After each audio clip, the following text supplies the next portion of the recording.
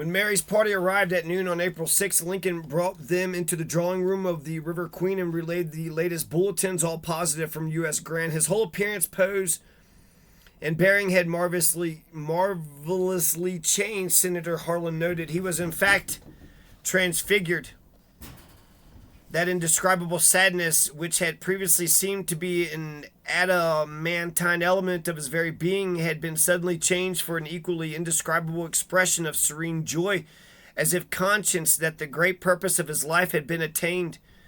Nonetheless, the Marquis marveled. It was impossible to detect in him the slightest feeling of pride, much less of vanity. While the visitors went off to Richmond, Lincoln remained at City Point to await further word from U.S. Grant. Welcome news soon arrived. A copy of a telegram from Sheridan reporting a successful engagement with Lee's retreating armies that had resulted in the capture of several thousand prisoners, including a half dozen generals. If the thing is pressed, Sheridan predicted, I think Lee will surrender.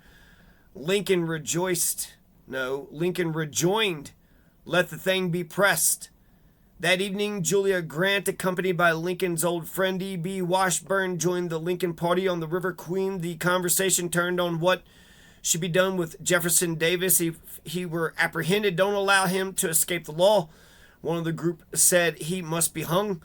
At once, Lincoln interjected, let us judge not that we be not judged. On Saturday morning, Lincoln and his guest visited Petersburg. At a certain spot, the Marquis recalled, he gave orders to stop the carriage. On his previous visit, Lincoln had noticed a very tall and beautiful oak tree that he wanted to examine more closely. He admired the strength of its trunk, the vigorous development of branches which reminded him of the great oaks in the western forest. He halted the carriage again when they passed an old country graveyard where trees shaded a carpet of spring flowers. Turning to his wife, Abraham Lincoln said, Mary, you're younger than I. You will survive me. When I am gone, lay my remains in some quiet place like this. On the train ride back to City Point, Lincoln observed a turtle basking in the warm sunshine on the wayside. He asked that the train be stopped so that the turtle could be brought into the car. The movements of the ungainly little animal seemed to delight him, Elizabeth Keckley recalled, and he and Tad shared a happy laugh all the way back to the wharf.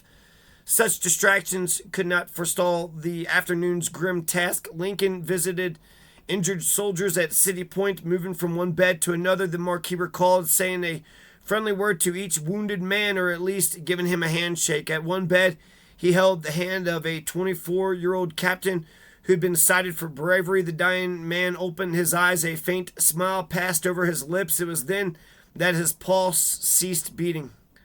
Lincoln remained among the wounded for 5 hours and returned to the steamer, depleted. There has been war enough, he said. When the Marquis inquired about troubles with France over Mexico during my second term, there will be no more fighting. That evening, as the River Queen prepared to return to Washington, Grant's officers and staff came to say farewell. Lincoln had hoped to remain at City Point until Lee's surrender, but he felt he should visit Seward. As the twilight shadows deepened, the lamps were lighted and the boat was brilliantly illuminated. Elizabeth Keckley recalled, it looked like an enchanted floating palace. When the military band came aboard, Lincoln asked them to play La Marseillaise in honor of the Marquis de Chambrun. La Marseillaise.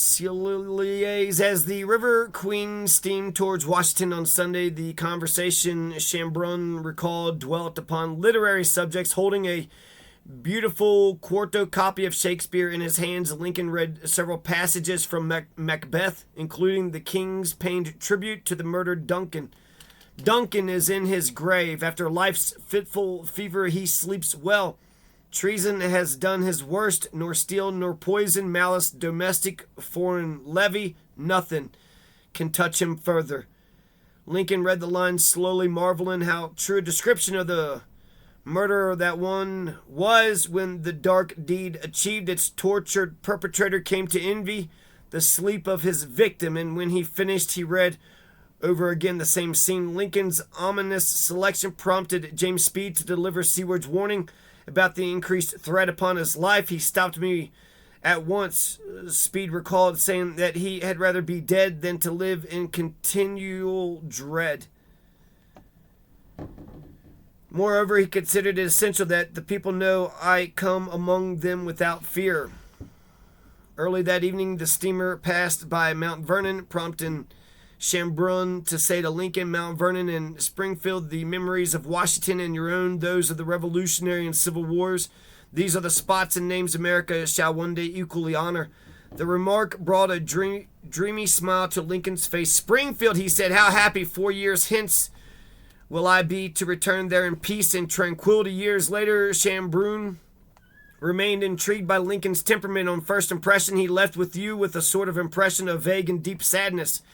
Yet he was quite humorous, often telling hilarious stories and laughing uproariously, but all of a sudden he would retire within himself, then he would close his eyes, and all his features would at once bespeak a kind of sadness of indescribable, as it was deep. After a while, as though it were by an effort of his will, he would shake off this mysterious weight under which he seemed bowed.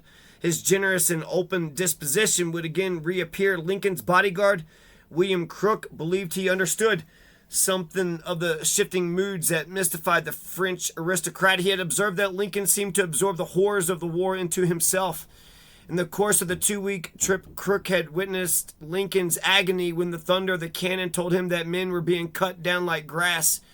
He had seen the anguish on the president's face when he came within sight of the poor, torn bodies of the dead and dying on the field of Petersburg. He discerned his painful sympathy with the forlorn rebel prisoners and his profound distress at the revelation of the devastation of a noble people in ruined Richmond. In each instance, Lincoln had internalized the pain of those around him, the wounded soldiers, the captured prisoners, the defeated Southerners. Little wonder that he was overwhelmed at times by a profound sadness that even his own resilient temperament could not dispel.